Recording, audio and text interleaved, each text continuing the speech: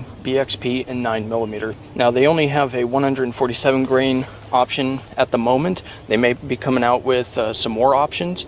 That's still yet to be seen, but I haven't seen much real testing on this, but we're going to go ahead and test it in my winter protocol out of a 4-inch barrel. They're saying it's going to get about 1,000 feet per second out of it, and they say it can reliably penetrate and expand and perform through intermediate barriers. So we're going to test my winter layers, which is basically a Carhartt knockoff, and 2 layers of t-shirt, and I have some t-shirt clumped up here in the back in case it goes all the way through the block, and hopefully we can at least catch it. And then I have a tire that should, you know, hold it if that's not going to hold it.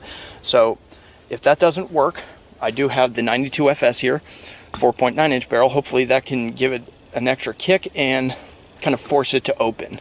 And if that fails, we'll do a bare gel test to see what it looks like expanded at the least. So with that, let's go ahead and get to testing. Okay, now we're going to start off with 3 shots with the Steyr M9A1 4-inch barrel. Let's see how it does.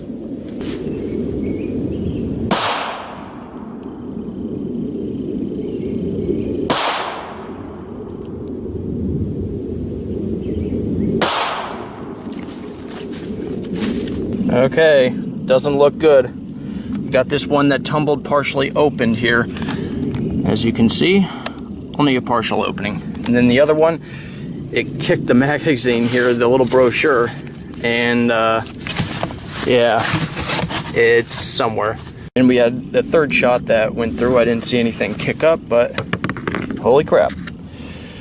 There we go. There's a 3rd shot.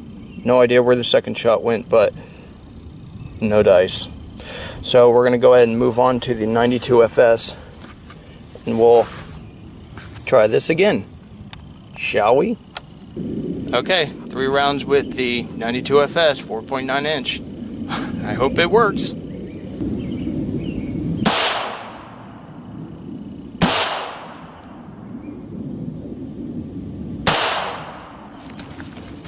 Okay, so we had one that looks like it expanded, and then it just went boop right out of the gel block, and it shot off over that way and landed like over here somewhere. I just saw it out of the corner of my eye hit, and I'm not gonna go chase it.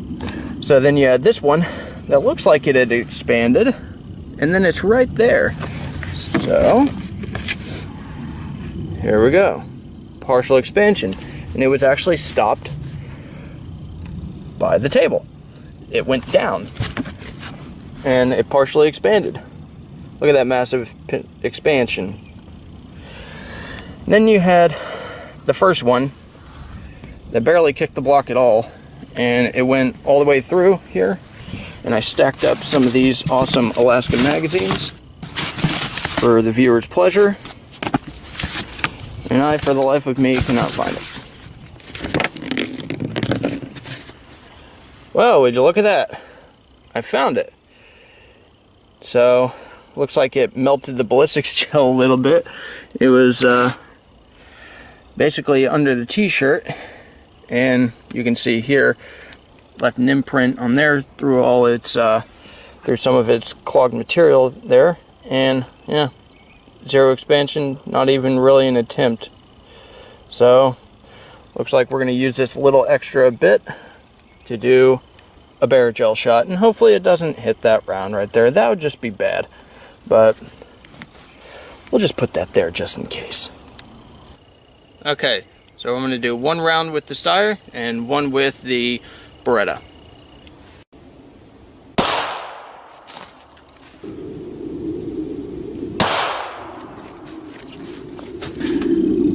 Okay, here's the Steyr shot. It went all this way, and looks like it did open up, but yeah, it bounced back a lot. It's like it tumbled again.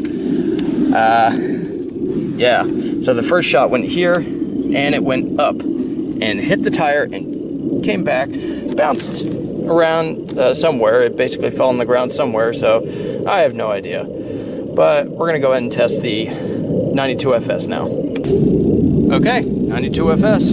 Flipped the block over and turned it around so I could have a clear path. Hopefully it works.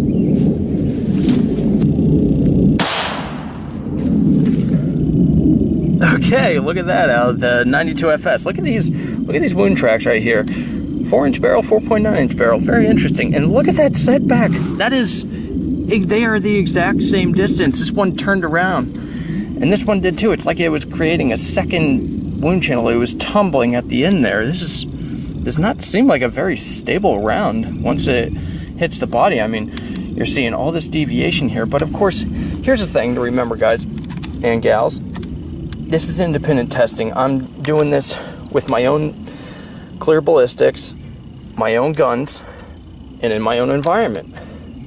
My lot number could be, my lot consistency could be different from yours, who knows. This is just one example. I've seen other tests where the results were very different, but definitely no matter what it comes out of, it seems like it does not like heavy clothing. So I couldn't force it open with the Beretta. But let's go ahead and get these things out of here and see how the expansion was. Okay, ladies and gentlemen, pardon my lighting, but here you have the two from the Steyr. This one is from Bare Gel, and this one was the one shot that stayed in the block and didn't deviate. Well, it did deviate. Not too much, but enough to kind of block the middle of the track. But as you can see here, I dissected it. And this one is from the M9 or 92 FS out of Bare Gel. So, yeah, I'm not really I don't really care for these results too much, honestly. This is kind of interesting. Not very consistent. I mean, this is all mangled. I mean, this is Bare Gel. It should be performing basically to textbook expansion. Maybe this is textbook, but this just does not seem very uniform, if you will. Now, of course, Browning is new in the game of ammunition, so this might just be what do you call it? Basically just a growing pain, perhaps. Now, as with the IMI ammunition that I tested earlier, this might be good if you're going on the beach and you need to use it, but I'm kind of worried about the deviation, basically where it turns and just goes away. Now, of course, once it's in the body, it's not really that big of a deal, but if you look at these wound channels here, these are two 12-inch blocks here. So basically, right here is about, 18 inches right here. So it basically rested at 18 inches, but it went to about 20. So those of you who are concerned about that, I'm not one of those who's concerned about that kind of penetration, but that's just something, I guess, to take into account. It's kind of interesting how long the cavity is afterwards, and how it's like there's a separate expansion right here, and you have your initial expansion, then you have another expansion channel right at the resting point. Kind of interesting. So, what do you guys think of the Browning BXP?